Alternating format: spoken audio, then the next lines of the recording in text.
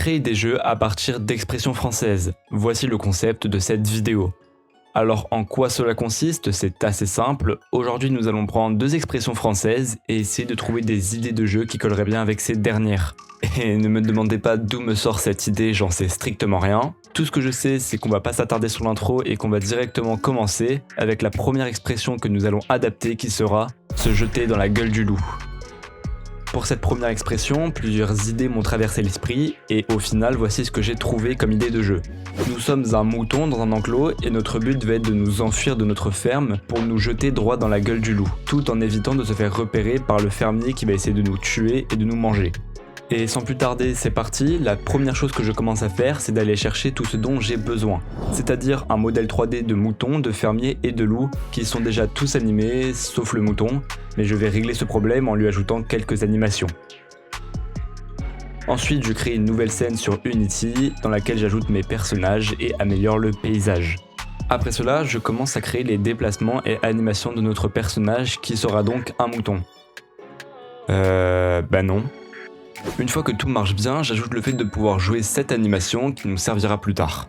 Vient ensuite l'une des choses que je trouve très satisfaisante, la création du terrain, qui se fait relativement vite, mais une fois qu'on a notre terrain, il faut le rendre beau et vivant, ce qui est assez fastidieux, notamment quand on doit placer ces barrières une à une, mais le résultat en vaut la peine. Maintenant, il est temps de s'attaquer au cœur du gameplay, et la première chose que je fais est de générer aléatoirement une sortie pour le joueur.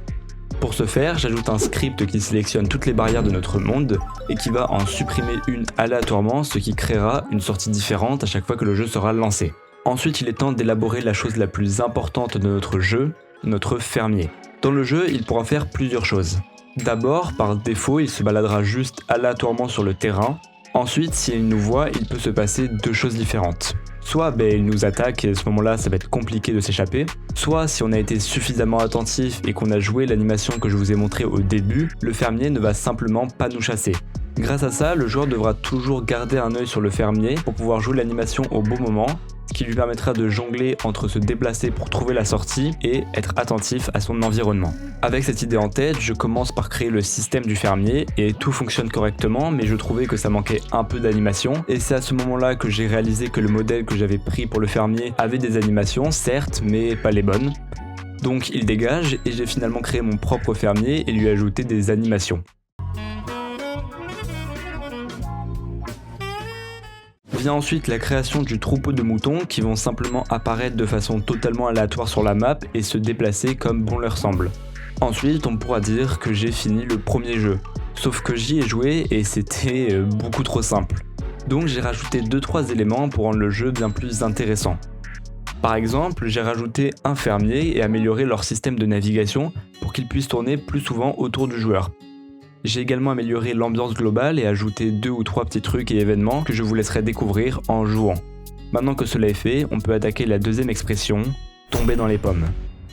Ce jeu-là sera complètement différent du premier, déjà il sera en 2D et notre but sera d'esquiver les pommes qui nous tombent dessus. Ainsi on crée les mouvements du personnage et vu que ça ressemble à pas grand chose, je me suis dit qu'il était temps de se pencher sur les visuels.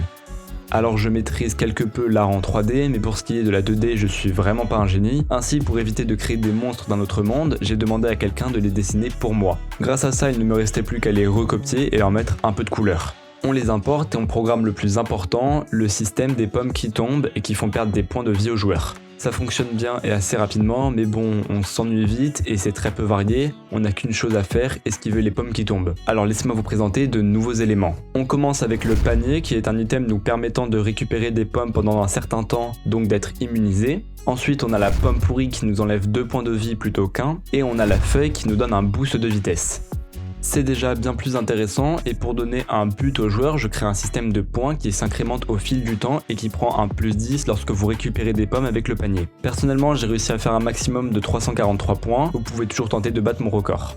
La dernière chose qui me reste à faire, c'est créer un paysage, donc je rajoute un peu de verdure et un joli fond.